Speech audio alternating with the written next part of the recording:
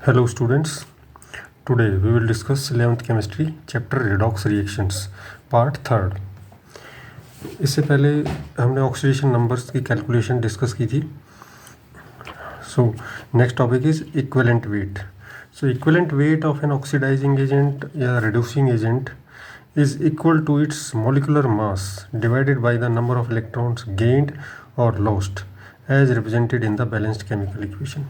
जिस भी chemical equation में वो ऑक्सीडाइजिंग एजेंट या रिड्यूसिंग एजेंट पार्टिसिपेट कर रहा होता है, भाग ले रहा होता है, उसमें कि कुछ नंबर ऑफ इलेक्ट्रॉन्स का चेंज आएगा उसके अंदर, तो उसके मोलिकुलर मास या आयनिक मास जो भी होगा उससे नंबर ऑफ इलेक्ट्रॉन्स, उसको नंबर ऑफ इलेक्ट्रॉन से डिवाइड कर देंगे। जैसे ये रिएक्शन है यहाँ पर see this permanganate in the acidic medium undergoes this reaction. Permanganate Mn2+ में कन्वर्ट हो जाता है। यहाँ इसकी ऑक्सीडेशन स्टेट +7 है, तो +7 से +2 में ये सिंगल एटम का आयन है, तो जितना चार्ज होगा उतना ही ऑक्सीडेशन नंबर होगा। यहाँ ऑक्सीडेशन नंबर +2 है, तो 5 इलेक्ट्रॉन्स का चेंज हो गया। वो 5 इलेक्ट्रॉन ही हमने यहाँ बैलेंस केमिकल इक्वेशन में दिखाए हैं, वही दिखाने पड़ेंगे आपको। तो इसका जो मास है परमैग्नेटाइन का, उसको हम 5 से डिवाइड कर देंगे। और ये मास कैसे आता है, दिस मास, ये देखिए MnO4 है 1-, तो मैग्नीज Mn का होता है 54.94 होता है एक्चुअल तो, बट हम यहाँ 55 ले लेंगे मैग्नीज का।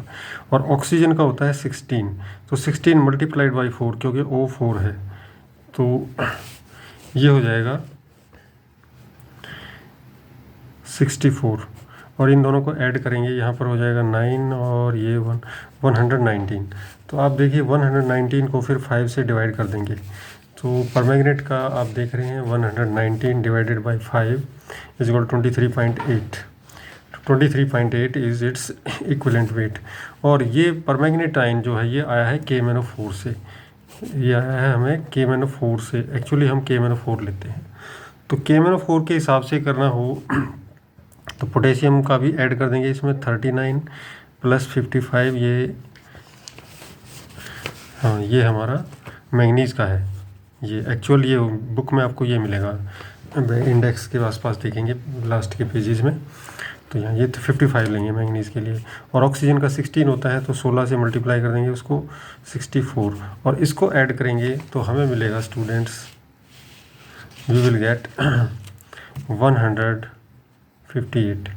158 को डिवाइडेड बाई 5, और ये हमारे पास आ जाता है 31.6। So this is the equivalent weight of potassium परमैग्नेट। KMnO4 का इक्विवेलेंट वेट ये होगा, और परमैग्नेटाइन का पूछा जाए तो ये होगा। और नेक्स्ट एग्जांपल है पोटेशियम दिस इज पोटेशियम डाइक्रोम, ये पोटेशियम डाइक्रोमेट से आता है, ये डाइक्रोमेट आयन है Cr2O7 2-। ये भी एसिडिक मीडियम में Cr3+ में कन्वर्ट हो जाता है। तो यहाँ इसकी ऑक्सीजन स्टेट +3 है, और यहाँ पर +6 है। ये लास्ट टाइम हमने कैलकुलेट भी की थी। तो यहाँ पर आप देखिए स्टूडेंट्स, इसको हम, इसका मोलर मास जो मोलिकुलर मास होगा 216 होगा, और उसको 6 से डिवाइड करेंगे जो है। और अगर पोटेशियम परमैग्नेट लिया है तो वो 294 मिलेगा, उसको 6 से डिवाइड करेंगे। इसको आप you do it your self. Chromium का जो होता है वो 52 होता है क्रोमियम का, ये देखिए क्रोमियम, यहाँ इसका होता है 52, और ये 2 है, तो इसको 2 से मल्टीप्लाई कर देंगे, ये हो जाएगा 104। और ऑक्सीजन 7 है, तो 16 मल्टीप्लाइड बाई 7, और वो हो जाएगा 112, और इसको जोड़ देंगे दोनों को, तो 6 1 and 2 216। तो 216 डिवाइडेड बाई 6 वी गेट 36। और अगर पोटेशियम परमैग्नेट है, सॉरी पोटेशियम डाइक्रोमेट है K2Cr2O7, तो ये पोटेशियम का ऊपर बताया गया है, जैसे यहाँ 39 होगा वो भी ऐड कर देंगे 2 टाइम्स, और ये 6 से डिवाइड करें 49। So this is the equivalent weight of potassium dichromate in this reaction, जिसमें 6 इलेक्ट्रॉन की चेंज आ रही हो उसके हिसाब से। ऐसे बहुत सारे ऑक्सीडाइजिंग एजेंट, रिड्यूसिंग एजेंट्स होते हैं, उसमें जितने के इलेक्ट्रॉन्स की चेंज आ रही हो उस से हम डिवाइड कर देते हैं उसके मोलिकुलर मास या आयनिक मास से, आयनिक मास हो या मोलिकुलर मास जैसा भी है उससे हम उसको डिवाइड कर देते हैं। ये स्टूडेंट्स इक्विवेलेंट वेट निकालने के लिए हम एक इक्वेशन और ले लेते हैं। This is a complete reaction, this is permanganate ion and this is ferrous ion Fe2+। तो यहाँ इसका जो ऑक्सीडेशन नंबर होगा वो +2 होगा और यहाँ +7, ये लास्ट वीडियो में हमने निकाले थे। और ये एसिडिक मीडियम में है, 8 हाइड्रोजन आयन की प्रेजेंस में है। इसका +2 जो दिखाई दे रहा है ये इसका ऑक्सीडेशन नंबर है और इसका ऑक्सीडेशन नंबर +3 है। तो यहाँ देखिए आयरन में +2 से +3 हो गया है, तो इसका ऑक्सीडेशन हुआ है, ये ऑक्सीडेशन है, दिस इज़ ऑक्सीडेशन। तो ये हो गया reducing agent, this is reducing agent. और इसका रिडक्शन हुआ है +7 से +2, ये रिडक्शन प्रोसेस है। तो दिस इज ऑक्सीडाइजिंग एजेंट। तो रिड्यूसिंग एजेंट का अब हम इक्विवेलेंट वेट निकाल देते हैं। इक्विवेलेंट वेट तो मास ऑफ आयरन Fe2+ का मास Fe2+ और 1 इलेक्ट्रॉन का ही चेंज हुआ है ये हाँ, ये 1 इलेक्ट्रॉन का, तो 56 डिवाइडेड बाई 1 = 56। और 1 इलेक्ट्रॉन का कैसे, इस इक्वेशन को अलग से लिख कर देख लीजिए आप। Fe2 गिविंग Fe3+, तो ये कैसे पॉसिबल है Fe2+ से Fe3+? ये जब 1 इलेक्ट्रॉन इसमें से, तो 1 इलेक्ट्रॉन का चेंज हुआ है इसमें, 1 इलेक्ट्रॉन हैज़ बीन लॉस्ट। तो जितना इलेक्ट्रॉन लॉस्ट होगा वो उस नंबर से हम इसको डिवाइड कर देंगे। नेक्स्ट है स्टूडेंट्स MnO4। MnO4 के केस में +7 से +2 आ गया, तो 5 का चेंज है।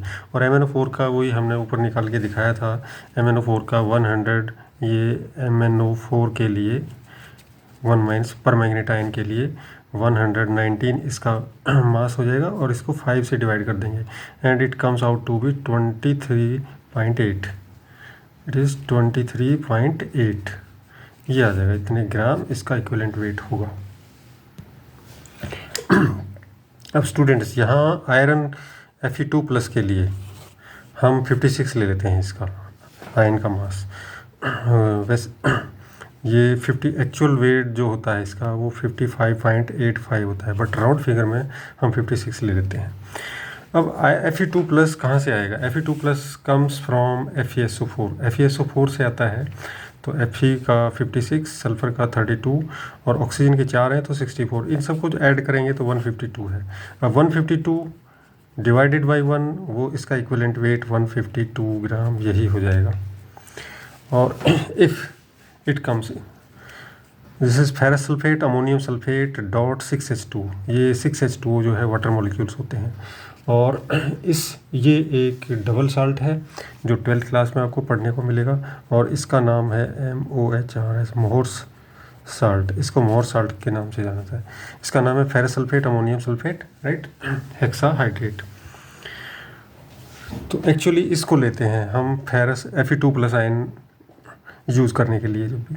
और ये 12th क्लास में ये रिएक्शन है आपका, जो मैंने यहाँ लिखा है रिएक्शन, ये रिएक्शन ये 12th क्लास की टाइट्रेशन में आता है।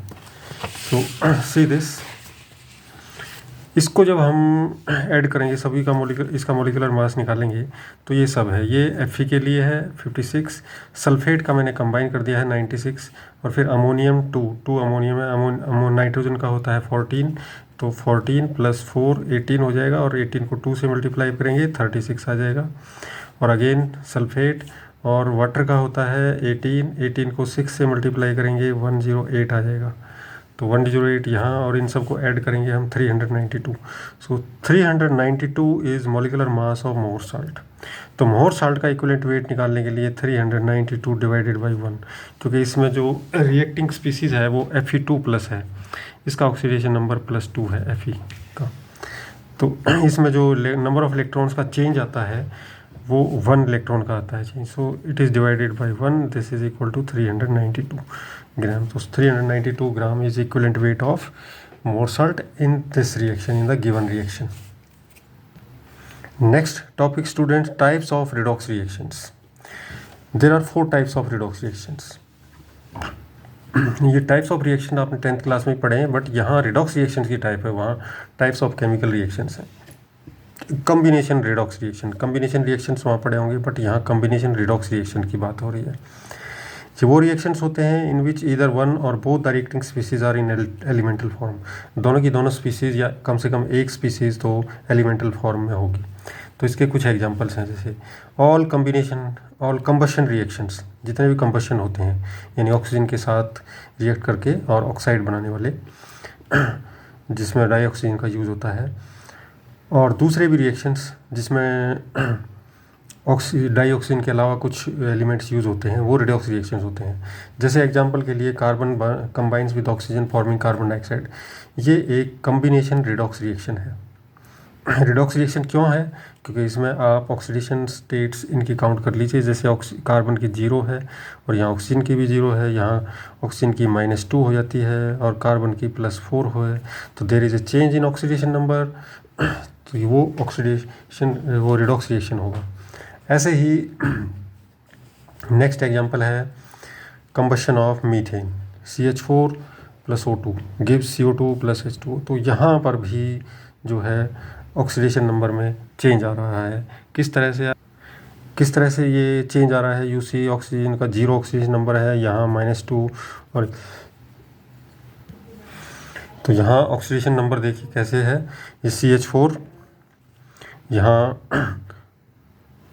दिस इज -4, हाइड्रोजन का +1, ये हाइड्राइड है, sorry not hydride, carbon is more electronegative than hydrogen. हाँ, हाइड्राइड नहीं, हाइड्राइड में -1 होता है। तो यहाँ हाइड्रोजन का +1 है, इधर भी +1 होगा, तो हाइड्रोजन के ऑक्सीडेशन नंबर में कोई चेंज नहीं, ऐसा हो सकता है।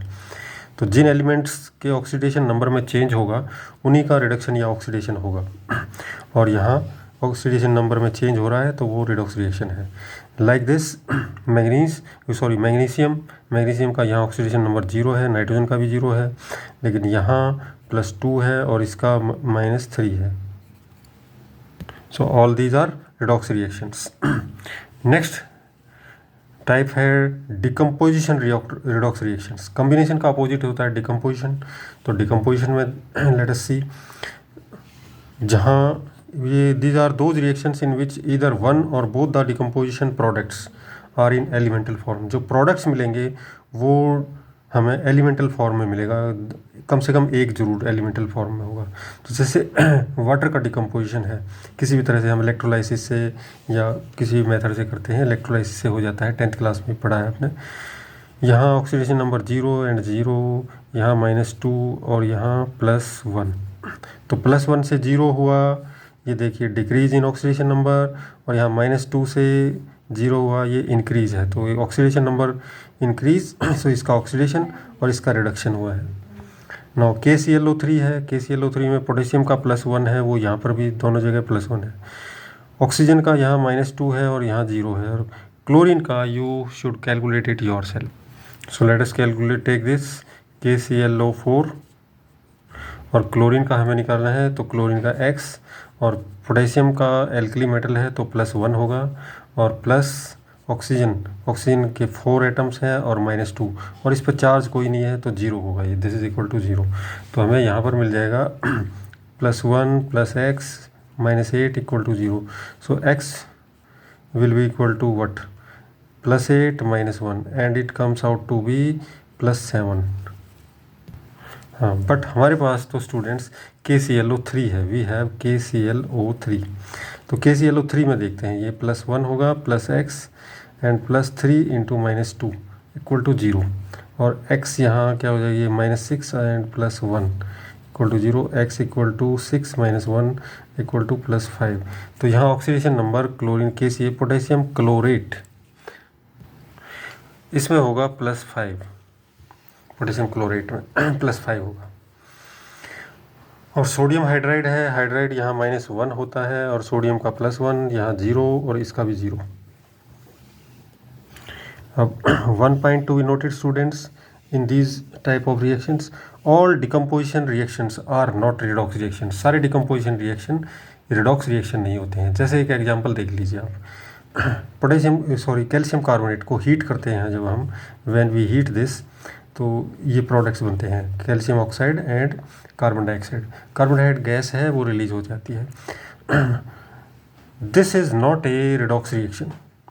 ये रिडॉक्स रिएक्शन नहीं है। इसमें आप ऑक्सीडेशन नंबर चेक करोगे, दोनों साइड के सबका बराबर मिलेगा आपको, किसी एलिमेंट का ऑक्सीडेशन नंबर में चेंज नहीं हो रहा है।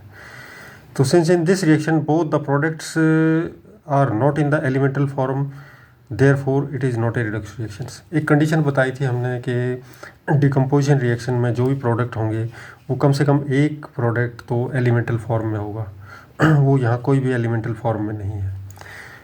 और दूसरा आप ये देख सकते हैं कि जो भी एलिमेंट्स इन्वॉल्व हो रहे हैं इसमें, रिएक्टेंट साइड और प्रोडक्ट साइड में, उनका आप ऑक्सीडेशन नंबर निकालिए, वो ऑक्सीडेशन नंबर में कोई चेंज नहीं हो रहा, तो it is not a redox reaction.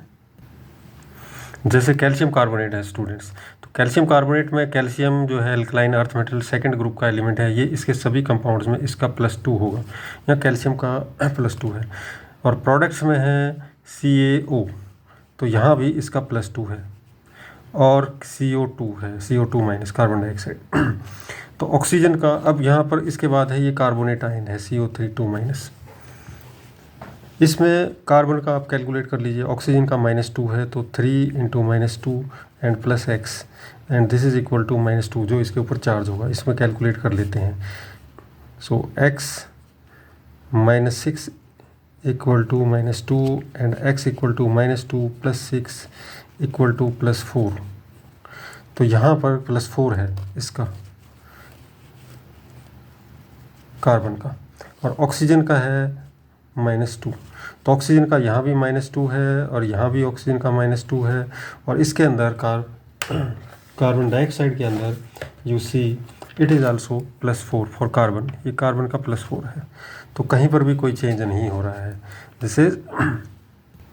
तो ये रिएक्शन है स्टूडेंट्स। यहाँ देखिए अभी ऊपर हमने निकाले हैं ये कैल्शियम का +2, तो कैल्शियम का +2 यहाँ भी है, यहाँ भी +2 है, ऑक्सीजन -2 यहाँ, -2 यहाँ और -2 यहाँ, और कार्बन का हमने फाइंड आउट किया है, ये कार्बोनेट आयन में +4 आता है वो, तो +4 यहाँ पर भी है, यहाँ भी +4 है। तो there is no change in the oxidation number of any of the elements, so this is not a redox reaction.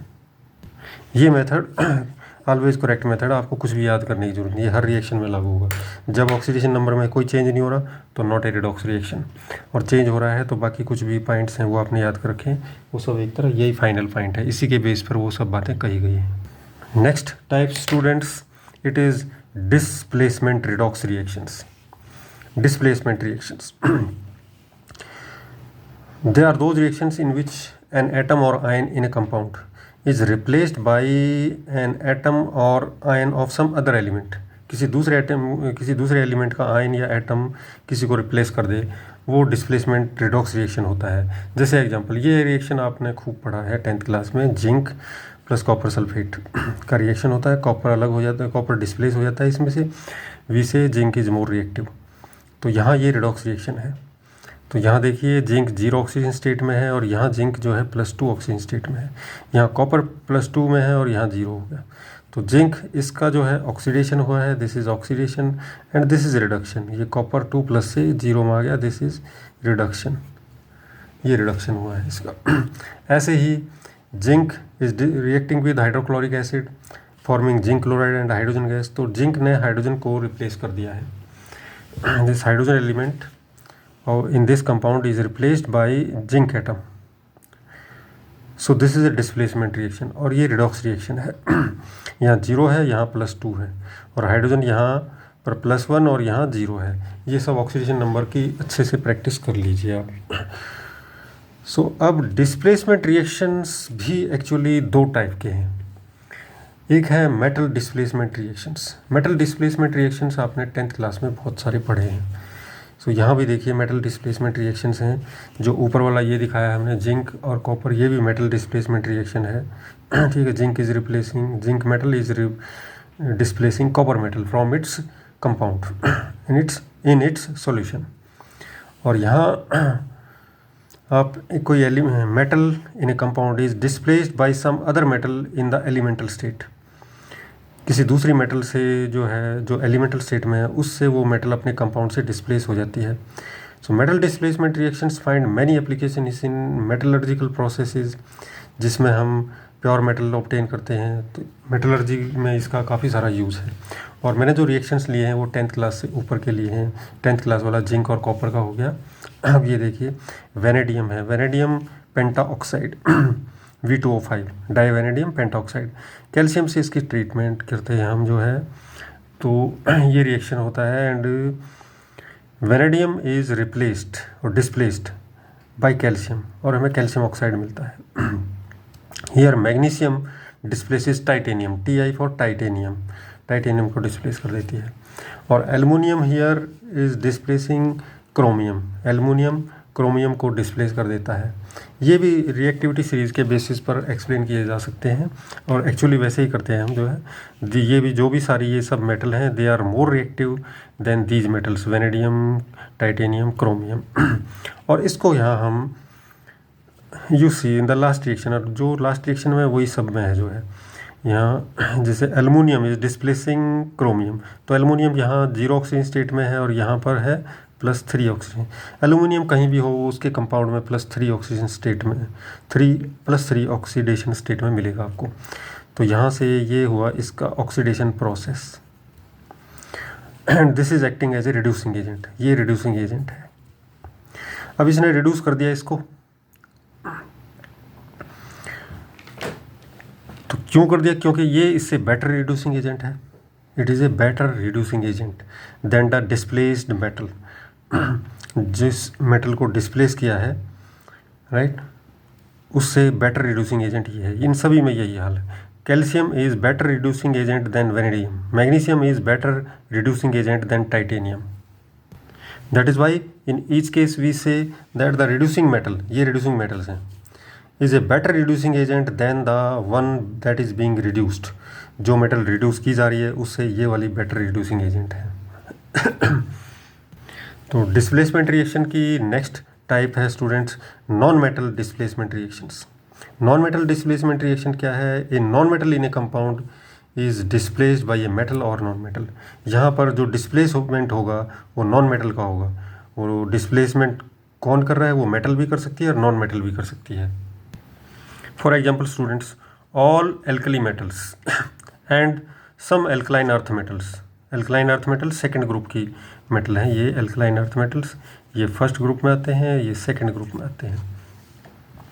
जैसे कह लें इसमें आगे सोडियम, पोटेशियम, लिथियम एट्सेट्रा, और यहाँ calcium, strontium, barium. They are very good reducing agents and displace dihydrogen from cold water. Dihydrogen को displace कर देते हैं कोल्ड वाटर से। तो देखिए कोल्ड वाटर है और सोडियम का reactions, it is very famous reaction, आपने बहुत बार पढ़ा होगा। और ये सोडियम हाइड्रोक्साइड और हाइड्रोजन गैस बन जाते हैं। तो यहाँ एक जो डिस्प्लेसमेंट जिसका हो रहा है वो नॉन मेटल का, hydrogen is a non metal.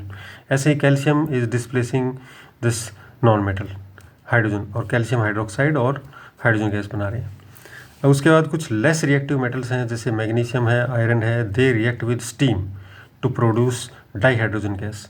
ये लेस रिएक्टिव मेटल हैं तो इसलिए स्टीम के साथ ये रिएक्शन कर जाती हैं, और इसीलिए हमने देखिए यहाँ हाइड्रोजन सॉरी H2O के साथ गैस लिखा हुआ है। ये स्टीम है, यानी वाटर जो है स्टीम की फॉर्म में है, वेपर की फॉर्म में है हाई टेम्परेचर पर। तो मैग्नीशियम हाइड्रोक्साइड बनेगा और हाइड्रोजन गैस होगी। ऐसे ही आयरन है, reacts with steam forming Fe3O4 + 4 H2O। ये भी 10th क्लास में है ये रिएक्शन भी, और बैलेंसिंग करनी होती है स्टूडेंट्स को इसकी। So it is easy to remember. Next students, many metals including those which do not react with cold water are capable of displacing dihydrogen from the acids। बहुत सारी metals हैं जो hydrogen is a non metal, उसको acid से displace कर देती हैं। लेकिन इसमें ये ध्यान रखना है वो मेटल्स जो रिएक्टिविटी सीरीज़ में हाइड्रोजन से नीचे हैं वो डिस्प्लेस नहीं करेंगी हाइड्रोजन को कहीं से भी, चाहे वो कोल्ड वाटर वगैरह के साथ भी रिएक्शन, स्टीम के साथ भी रिएक्शन नहीं करेंगी टू डिस्प्लेस हाइड्रोजन, क्योंकि वो हाइड्रोजन से लेस रिएक्टिव हैं। तो एसिड में से ये सब कर देती हैं जो रिएक्टिव ज़्यादा हैं हाइड्रोजन से। तो zinc displacing hydrogen which is a non metal from its compound hydrochloric acid forming zinc chloride and hydrogen gas. Students एक और रिएक्शन ले लेते हैं जैसे क्लोरीन गैस, और ये एक्वस सॉल्यूशन है हमारा पोटेशियम ब्रोमाइड का। इसमें से पास करते हैं हम पोटेशियम ब्रोमाइड में से क्लोरीन गैस पास की जाती है. So reaction takes place and we get potassium chloride and bromine. तो bromine you know it is in the liquid form. एक ही नॉन मेटल है जो लिक्विड फॉर्म में मिलती है, और दूसरी मेटल है जो वो एक ही मेटल है, वो हाइड्रोजन मरकरी है, Hg हाइड्राजीनियम. तो यहाँ देखिए chlorine is more reactive than bromine. तो ये नॉन मेटल का डिस्प्लेसमेंट है बाय ए नॉन मेटल. तो यहाँ non metal to non metal भी होते हैं. अब why is it a redox reaction, इसके आप ऑक्सीडेशन नंबर कैलकुलेट करिए. Let us see. ये क्लोरीन का यहाँ 0 एलिमेंटल स्टेट में कोई भी एलिमेंट है उसका 0 ऑक्सीजन स्टेट होगा. ब्रोमीन का यहाँ ब्रोमाइड है तो -1, पोटेशियम का +1 है, और यहाँ पोटेशियम +1 है, क्लोराइड ये -1. तो 0 से ये -1 हो गया है. देखिए क्लोरीन तो ये कम हुआ है तो इसका रिडक्शन हुआ है. और ब्रोमीन -1 से ये यहाँ पर 0 है इसका, तो इसका -1 से 0 हुआ तो इंक्रीज़ हुआ है. ऑक्सीडेशन नंबर इंक्रीज़ को हम ऑक्सीडेशन कहते हैं. So this is oxidation. So this is also a redox reaction and it is a non-metal displacement redox reaction. Next type student, disproportionation reactions. ये एक नई चीज़ है आपके लिए. डिसप्रोपोर्शनेशन रिएक्शंस एक ऐसा रिएक्शन होता है in which same species is simultaneously oxidized as well as reduced is called disproportionation reaction. Disproportionation reaction, इसको ध्यान से एक बार पढ़ना फिर याद हो जाएगा. तो ऐसा रिएक्शन जिसमें एक ही स्पीसीज उसका ही ऑक्सीडेशन हो रहा है और उसी का रिडक्शन हो रहा है. तो यहाँ तो अलग अलग थी ना, जैसे पहले ऊपर वाले रिएक्शन में देख लें, किसी का ऑक्सीडेशन हो रहा है तो दूसरे, इसका जो है ऑक्सीडेशन हो रहा है तो दूसरे का रिडक्शन हो रहा है. इसका ऑक्सीडेशन हो रहा है तो इसका ऑक्सीडेशन ही होगा, जितने भी जिंक के एटम होंगे सबका ऑक्सीडेशन होगा. तो जिसका रिडक्शन हो रहा है वो अलग स्पीसीज है, सेम नहीं है, तो इसलिए ये डिसप्रोपोर्शनेशन रिएक्शन नहीं है. तो डिसप्रोपोर्शनेशन में एक ही स्पीसीज का ऑक्सीडेशन हो रहा है, उसी का रिडक्शन हो रहा है. हम एग्जांपल लेंगे. तो डिसप्रोपोर्शनेशन में जिस एलिमेंट, कोई भी एलिमेंट होगा, ठीक है, वो एक किसी ऑक्सीडेशन स्टेट में तो होगा ही होगा, चाहे 0 हो या +- कुछ भी होगा, उसका ही ऑक्सीडेशन होगा और उसी का रिडक्शन होगा. ये आपको खास बात मिलेगी एक ऑक्सीडेशन स्टेट से.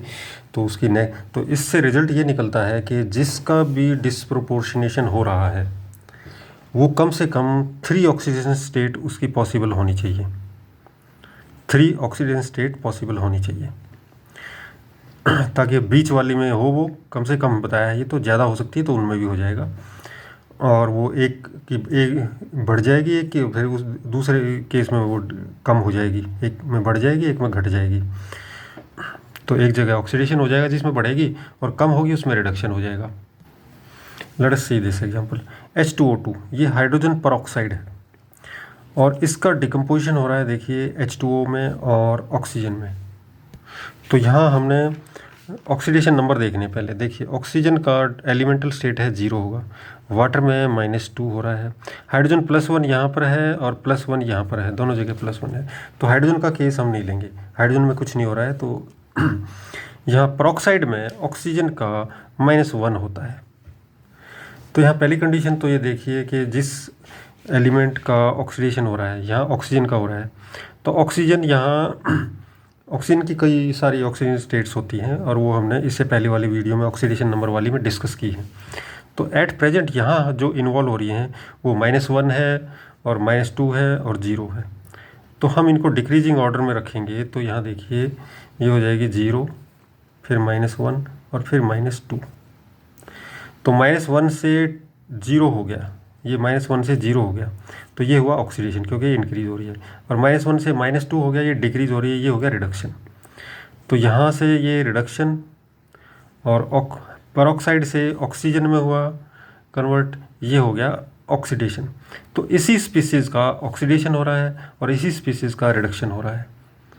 तो ये एक डिसप्रोपोर्शनेशन रिएक्शन हुआ, और इसमें जो एलिमेंट है वो इन दोनों में से बीच वाले ऑक्सीजन स्टेट में है. So here the oxygen of the peroxide which is present in -1 oxygen state, ये -1 ऑक्सीजन स्टेट में है, वो 0 ऑक्सीजन स्टेट में कन्वर्ट हो जाता है O2 में, एंड जो है डिक्रीज हो जाती है उसकी ऑक्सीजन स्टेट टू -2, वो H2O में -2 में चली जाती है वाटर के अंदर, और 0 हो जाती है ऑक्सीजन डाई ऑक्सीजन में। हाँ, यहाँ पर यह आएगा डाई ऑक्सीजन। हाँ, ये वर्ड यहाँ पर रह गया है, ओमिट हो गया, इसको करेक्ट कर देंगे हम। हाँ, कुछ और भी एग्जांपल्स हैं इसके। See this reaction, chlorine in the basic medium hydroxide ion के साथ रिएक्शन है, ClO minus and Cl minus and H2O।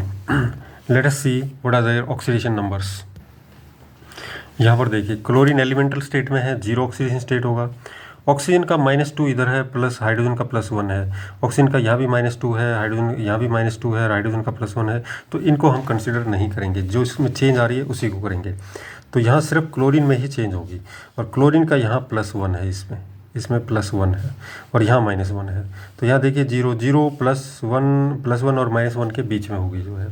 तो यहाँ 0 से +1 ये ऑक्सीडेशन हुआ, और 0 से -1 ये रिडक्शन हो गया जो है। और ये रिएक्शन होता है कोल्ड में। हॉट में रिएक्शन दूसरा रिएक्शन होगा, वहाँ प्रोडक्ट्स बदल जाते हैं। नेक्स्ट रिएक्शन फास्फोरस का है।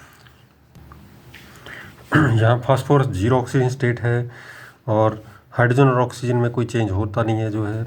तो यहाँ हाइड्रोजन अगेन +1, और फास्फोरस जो है वो -3 है। और यहाँ ये है हाइपोफॉस्फाइट आयन है जो है, इसमें है +1, हियर इट इज़ +1। तो यहाँ 0 से -3 और +1 ये डिक्रीज़ हुआ, और ये इंक्रीज़ हो गया, 0 से +1 इंक्रीज़ हो गया, तो ये ऑक्सीडेशन और ये reduction. So this is also a disproportionation reaction. That's all for today students. और वन मोर थिंग, जैसे मेटल्स की रिएक्टिविटी सीरीज़ है जो आपने 10th क्लास में पढ़ी है, ऐसे ही नॉन मेटल्स की भी रिएक्टिविटी सीरीज़ होती है। वो हम किसी आगे कभी इसकी वीडियो बनाएंगे, और इसमें कोई भी आपको और एडिशन करना हो, कुछ पॉइंट्स आपको नज़र आए, तो you can put that in comments. Thank you, wish you all the best.